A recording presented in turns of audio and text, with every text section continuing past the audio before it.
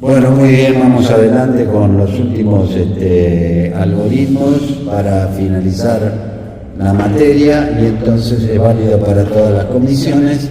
Y acá arrancamos con el armado de una base de datos. Ahí tienen un armado de base de datos. Yo escribí una base de datos simple con 3 vectores. Usted agregue 15, 20, lo que quiera, que se llama código de artículo, precio y stock. Y ahí vamos recorriendo, ve a ver si lo tengo. Los movimientos están dados por código de artículo, precio y el stock. Pero claro, como yo tengo que armar esa base de datos, tengo todo en cero. Ya no es el final ese donde están las 5.000 cuentas bancarias que lo armó otra persona. Entonces, como es una base de datos, un armado de base de datos en forma estática, quiere decir que no es en tiempo real, porque si en tiempo real necesito otro tipo de variables y conocimiento superior, manejo de vectores y demás. De vectores no, de punteros y otro tipo de conocimiento. Entonces me fijo si el código de artículo está cargado en la base de datos. El final del proceso es con código de artículo, ahí lo anoté, ZZZ. Bueno, fenómeno. Entonces, como siempre, empiezo desde la posición i igual 1. Mientras que el código de artículo sea distinto de la posición 1, que lo es porque está vacío el vector, está vacío, ¿ve? La llave con un 0. Entonces esa desigualdad se cumple y se tiene que cumplir la que sigue, que top es mayor a i, pero resulta que i está en 1 y acá top nació en 1. Entonces 1 no es mayor a 1, como parece un no. ¿Qué hace? Se va del while, se va del while, verifica que no está, sale por falso y ahí agrega el código de artículo en i que vale 1. Tengo que leer precio y stock, por supuesto tengo que inicializar todo arriba hay una cantidad de variables que hay que definir. Leo precio y stock y cargo precio y stock en i que vale 1 y estiro una posición al vector, top se me va a 2. Pego la vuelta, leo el código de artículo, si el código de artículo es distinto de 0, y arranca de 1, si el código de artículo no es el primero, y 2 es mayor a 1, esta vez sí entra, y que estaba en 1 se me va a 2, pega la vuelta y verifica que el código de artículo sea distinto desde la posición 2, que lo es, y ahí, como i incrementó, top vale 2, pero i también vale 2. Entonces, 2 no es mayor a 2, se va. Verifica si encontró el artículo, suponemos que no, y ahí lo agregamos. Código de artículo, encodar sub 2, leo precio y stock, y cargo precio y stock en precio sub 2 y stock sub 2. Y top pasa a 3.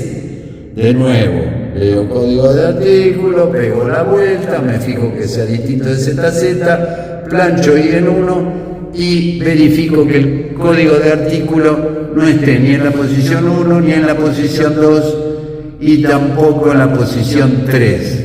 Va entrando ahí, cuando i llega a top, esta desigualdad se incumple, esto se incumple y agrego el código de artículo, el precio y el stock en la posición 3 y top se me va a 4. Usted fíjese que acá no hay repetición del código de artículo, no hay repetición para nada, porque o lo encuentra o no lo encuentra. ¿Y qué sucede si lo encuentra?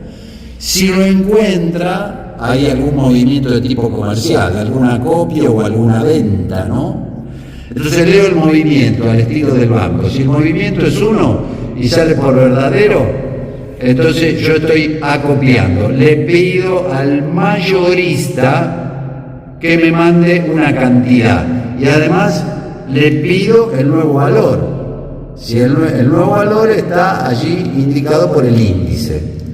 Entonces, el stock se actualiza en cantidad, ¿por qué? Porque lo encontré en la posición I. Y ahí me fijo el índice. Si el índice es igual a 0, entonces no hubo variación de precio, no hubo aumento, no hubo variación de precio. Pero si el índice resulta de que es distinto de 0 y sale por verdadero, el valor que yo tengo que cargar en el vector para actualizar su valor es, por ejemplo, valor 1 más el índice. Si el índice, por ejemplo, dijimos que era 8, el 8%, entonces 1 más 0,08 por valor se incrementó un 8%. Y ese valor calculado lo cargo en el vector precio. O sea, actualicé el precio, ¿no es cierto? Actualicé el precio. También, por supuesto, actualicé el stock. Se actualizó el stock y el precio. Porque yo, como comerciante, le compré una cantidad determinada al proveedor o mayorista, como usted lo quiera llamar.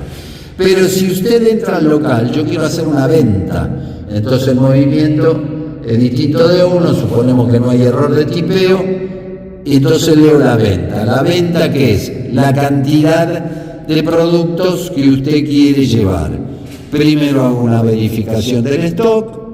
Si me sale por verdadero, yo quiero hacer la venta. Si hago la venta, actualizo mi stock y calculo el precio de la venta. Y acá la muchachada me dijo, actualícelo con un margen de ganancia del 40%. Entonces, el precio de venta es precio del vector por 1.4 que impacta en el ticket. ¿Ve? Precio de venta impacta en el ticket.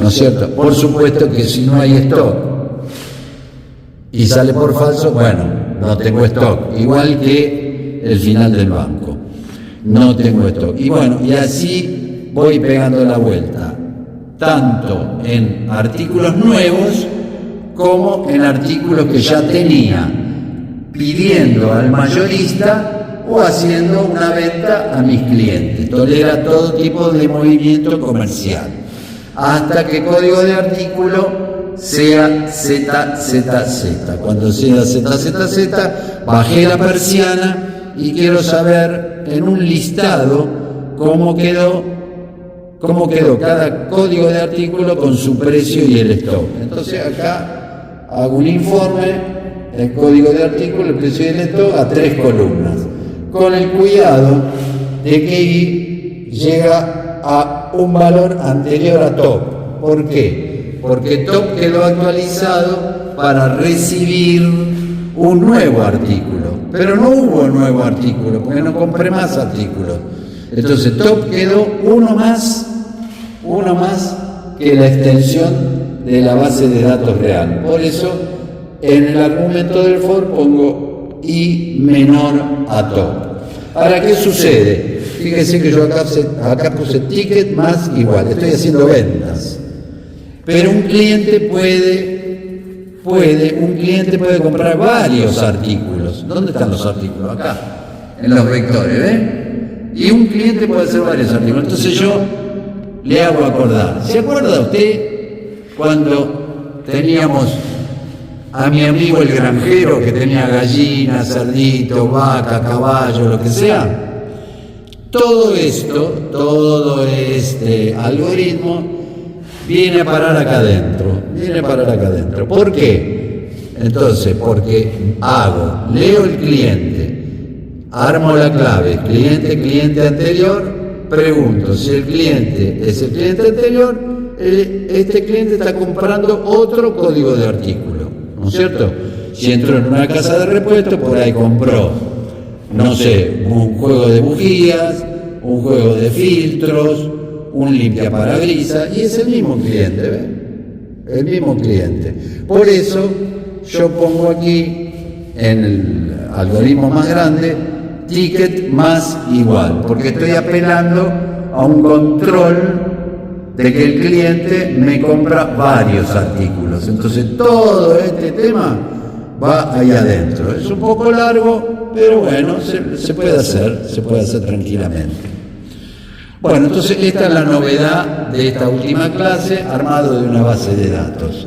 Ahora vamos al otro algoritmo, que es una novedad para los alumnos, que es la búsqueda binaria o dicotómica. Nosotros buscábamos con un motor de búsqueda de tipo secuencial, entonces donde debíamos de recorrer todo el vector, del primero al último, cada vez que queríamos buscar algo, ¿no?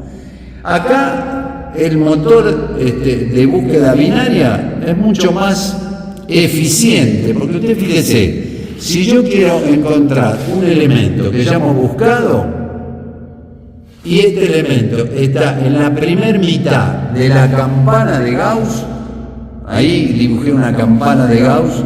Usted me dirá, bueno, pero la campana de Gauss sirven para las variables continuas, o sea que tienen infinitos valores, y acá estamos tratando variables binarias que tienen dos valores. Está bien, eso está bien, pero yo quiero conciliar el dibujo de la campana de Gauss para que usted entienda que si tengo un lote de este tamaño, de n elementos, y buscado cumple esta relación algebraica, quiere decir que buscado está en la primera mitad. Y si buscado está en la primera mitad, ¿para qué quiero la mitad superior? Entonces muevo el límite superior al medio. ¿Ve? Ahí está el álgebra. El valor del medio, pácate, lo muevo a la mitad. Entonces, ¿qué se genera? Una nueva campana de Gauss, pero ya descarté la mitad de la población. Entonces, mucho más eficiente. Ahí tengo otra campana de Gauss, y donde ahora supongo de que está en la parte superior. Antes eliminé la parte superior. En esta nueva voy a eliminar la parte inferior. ¿Y cómo elimino la parte inferior? Haciendo que el mínimo viaje al medio. Entonces ahí tiene, ¿ve? El álgebra. El subíndice del mínimo, el valor con subíndice mínimo, se hace el valor del medio, y se genera otra campanita de Gauss, donde ya en la segunda pasada descarté el 75% de la población, tenga el tamaño que tenga. Es un algoritmo que todavía se usa. Entonces, ¿por qué? Y porque enseguida se buscan con tamaños de muestras razonablemente, se ubica muy rápido a lo que yo estoy buscando. Entonces, este es el dibujo, y aquí te paso el algoritmo. El máximo es el tamaño de la muestra, mínimo parto de 0, después cambia, y el medio, por supuesto, para arrancar va a ser máximo más mínimo sobre 2. Acá está buscado, que es el valor que quiero buscar en el vector, pero atención, que este algoritmo, esto es muy importante, que el algoritmo de búsqueda binaria o dicotómica se aplica cuando el vector está ordenado. ¿Se acuerda del algoritmo de ordenamiento? Ahí lo tiene. Ahora lo voy a especificar. Aplico este algoritmo y ordeno de mayor a menor o de menor a mayor. Y recién ahí puedo aplicar la búsqueda binaria. Entonces digo, si el valor de medio es distinto a buscado y el máximo no puede ser nunca menor que el mínimo, le pongo la condición. Siempre el máximo tiene que ser valor mayor que el mínimo. Entonces, si el del medio es mayor a buscado, corro el máximo al medio, que es esto que te dije acá. Corro al máximo al medio, Y por supuesto surge un nuevo valor del medio. Máximo más mínimo sobre 2. Pego la vuelta. ¿Qué sucede? Estoy aquí, en este caso. Entonces, el valor del medio es falso. El buscado está por encima del medio. Entonces, muevo este acá, muevo este aquí.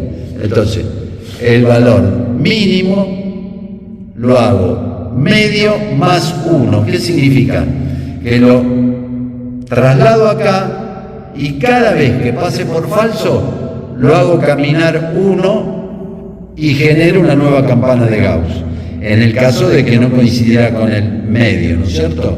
Entonces, mínimo, lo muevo al medio y le sumo 1, en el caso de que sea falso, porque es la parte superior. Y en el caso que sea verdadero, como es la parte se encuentra buscado en la parte inferior, elimino la parte superior. ¿Cómo? Ya te expliqué. Haciendo máximo igual al medio. Y ahí va pegando la vuelta hasta encontrarlo o hasta que salga. ¿Por qué hago caminar medio más 1?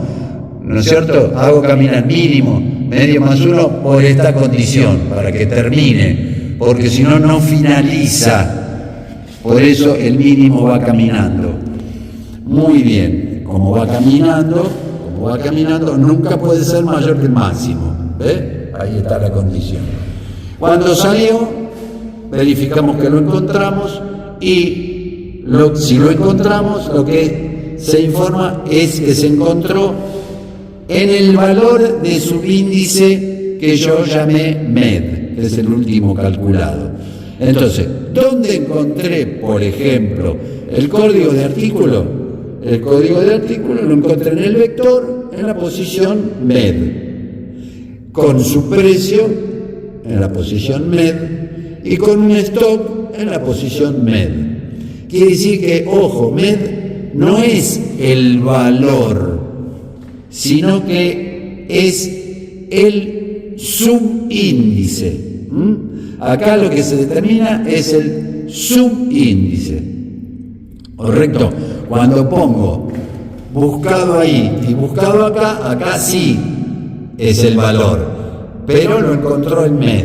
¿Entienden? Entonces, en el ejemplo anterior, ¿no es cierto? Si lo encontré en MED, el código del artículo submed, lo encontró, que le corresponde al precio submed y que le corresponde al stock submed.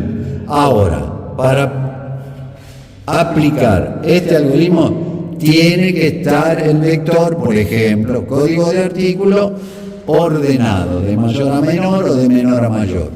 Entonces acá nuevamente ya lo grabé yo, hay todo un video, etcétera, ya lo di en la clase incluso, donde aplico, ¿no es cierto?, de menor a mayor el algoritmo de ordenamiento por código de artículo, ¿ve? Código de artículo sub J mayor a código de J más 1, entonces tengo que cambiarlo. Para cambiarlo utilizo un auxiliar con código de artículo, ese auxiliar se definirá al comienzo del programa como char y ahí hago el cambio, pero si hago el cambio de eso para que el precio de no sé, de la bujía no se mezcle con la del filtro, también tengo que cambiar el precio para preservar la coherencia de la base de datos, y por supuesto también tengo que cambiar el stock.